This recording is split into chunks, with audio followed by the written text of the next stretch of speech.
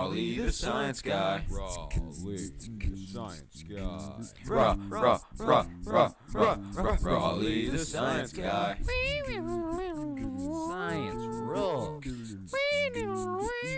Raleigh the science guy. Inertia is a property of matter. Raleigh the science guy. 3 plus 3 equals 7. Raleigh the science guy. Hey kids, it's Raleigh the Science Guy. Line! Five Nights at Freddy's. If you have a spleen, you've heard of it. Hey, man. Hey, the Domino's. Would you like to try any special? Who did the bite of 87? Released in 2014 by Scott Cawthon, the original Five Nights at Freddy's is a game that's a damn good example of easy to learn, hard to master. You play as the security guard of a pizza joint called Freddy Fazbear's Pizza. Your goal is simple: survive your shift from 12 a.m. to 6 a.m. However, there's a slight twist. The animatronic characters here do get a bit quirky at night. 4 animatronic killer robots are on their way to steal your CC's Pizza gift card. Frederick, Bonald, Chickett, and the other one. The only things you have to defend yourself are lights, doors, and a security camera system, all of which have very limited power. So if you think you can just close the doors and sit pretty... Oh shit, they cut my budget again. What's the big whoop? I can do it. In fact, in the newspaper this morning, there was an ad right there for Freddy Fazbear's. So I applied. What could possibly go wrong?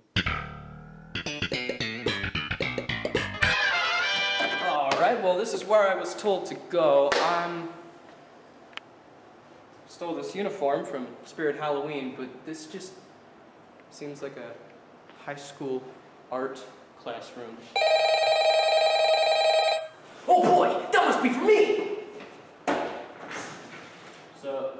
Hello, hey, if you're hearing this, you're the dumbass who decided to show up. I never even hired you, you just showed up. Well, anyway, this job is pretty easy since no room has ever had 2 doors exactly adjacent on both sides. You have 1 door to your right. Stuck to the side with a scotch tape and a piece of paper is a light and a door button. The hallways have lights in them. We can't turn them off.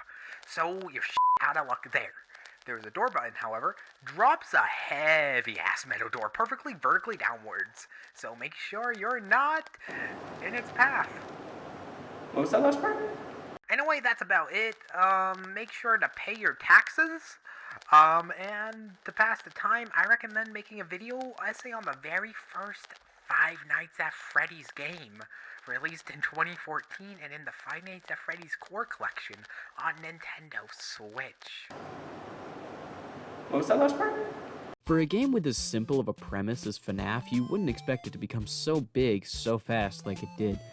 There's no big twist in the game either, it's just 5 nights of the same gameplay with it progressively getting harder, with 2 bonus nights that are a challenge mode, one letting you customize the difficulty of each animatronic. However, my lord did FNAF get big. There was a huge wave of big YouTubers discovering the game, most notably Markiplier and MatPat. Markiplier's first FNAF video has garnered 121 million views, the most views on his channel, being beaten out only by Meow and Woof. Every video Mark made on the original FNAF has garnered at least 30 million views, which really contributed to the popularity in the gameplay aspect. Now, on the other side of the spectrum, we have MatPat. Hello, Internet! MatPat uploaded one of his theory videos on the first FNAF game, and this is really the key point I think got people interested in the series: the lore. Scott Cawthon is famous for being the exact opposite of direct with the lore of his games, and this led every human being with a mouth to begin talking about what could be the story behind these animatronics. There are several Easter eggs in the game, but the one that got people talking most are these 4 newspaper clippings that can rarely appear on the walls, detailing the disappearance of several children being tied back to the restaurant. You talking to me, buddy?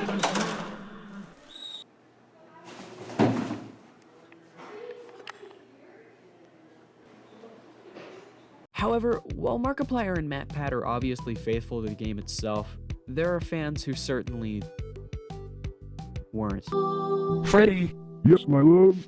I'm pregnant. Fanfiction is inevitable in pretty much every popular piece of fiction, but Five Nights at Freddy's has so much fanfiction.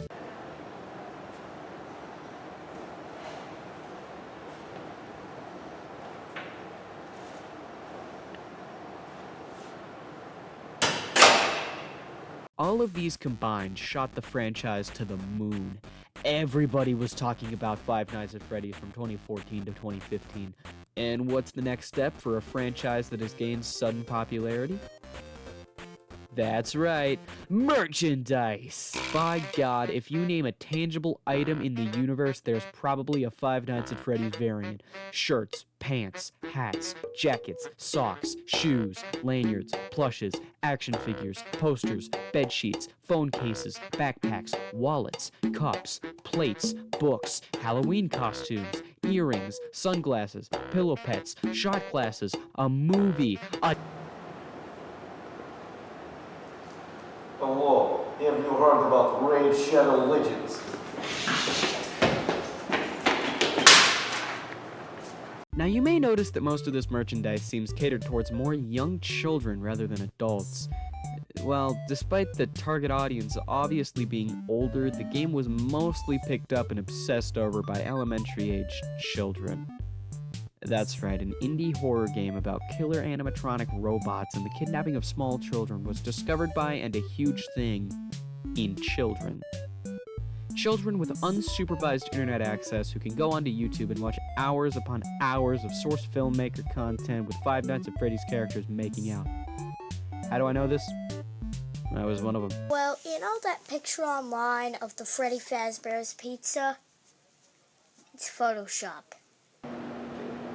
Can I get you a drink? So basically what I'm saying is that somehow me and several other Gen Z children fell into the murder robots craze. We were dying for a sequel or anything new. What did we get? Well, I'll tell you what I got. The short end of the stick. Look, I can't get a read on you, man. I've been trying to, and it's...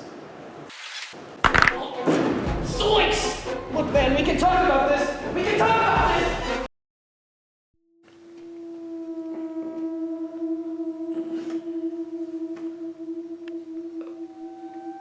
Where am I? Have you downloaded Raid Shadow Legends? Okay. You're obviously not an animatronic, so my next step... Ah! Okay. So you are in fact an animatronic. I may be stupid.